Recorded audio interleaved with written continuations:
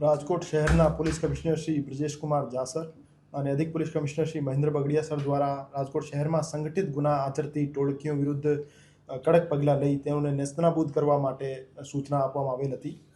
તો એ સૂચનાની અનુપાલનના ભાગરૂપે જંગલેશ્વર વિસ્તારમાં છેલ્લા ઘણા સમયથી મિલકત સંબંધી અને શરીર સંબંધી ગુનાઓ આચરતી એક ટોળકી, જેને મુર્ગા ગેંગ કહેવામાં આવે છે, એના 21 સભ્યો વિરુદ્ધ આજે ડીસીબી પોલીસ સ્ટેશનમાં એસીપી ક્રાઇમ શ્રી ભરત બસિયા સાહેબના નેતૃત્વમાં પીઆઈ શ્રી ગોંડલિયા સાહેબ, પીઆઈ શ્રી ડામોર સાહેબ, પીઆઈ શ્રી ચિરાગ જાદવ સાહેબ અને પીએસઆઈ શ્રી સીવી જાડેજા સાહેબ દ્વારા મહેનત કરી જીસીટીઓસી એક્ટ હેઠળ એક ગુનો દાખલ કરવામાં આવેલ છે.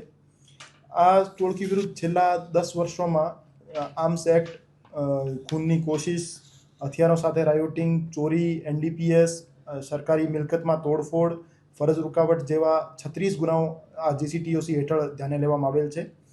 આ ટોળકીના 21 સભ્યો પૈકી 12 આરોપી જે છે હાલ પોલીસ સિકંજામાં છે, જેમાં શાહજહાં, અહેમદભાઈ, ઇરફાન, સત્તાર, હમીદ, સરફરાઝ, મુઝકીર અને ફરહાન ઇત્યાદિ છે.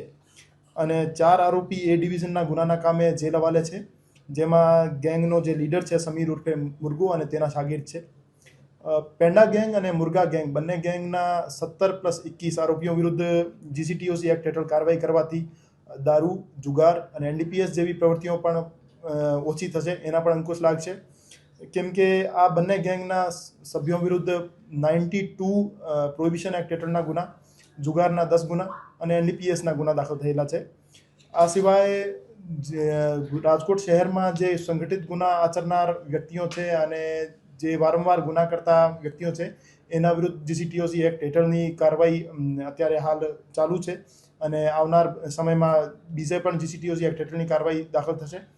અને આ ગેંગના તમામ સભ્યોની જે મિલકત છે, જે એને ગુનાખોરીથી હાસિલ કરેલ છે અને એમના જે કોન્ટેક્ટ છે, એના જે વાહન છે, એમની તમામની ગહેનતાપૂર્વક જાંચ કરવામાં આવશે અને જે પણ અપરાધી દુનિયાથી જે એને જે મિલકત બસાવેલી હશે એને કબજે કરી કાર્યવાહી કરવામાં આવશે. જે એ ડિવિઝન પોલીસ સ્ટેશનના ગુનામાં જે ફાયરિંગનો બનાવ બન્યો હતો, એમાં મુખ્ય આરોપી જે મુર્ગા ગેંગનો એક સમીર ઉર્ફે સંજલો છે, અત્યારે ફરાર છે.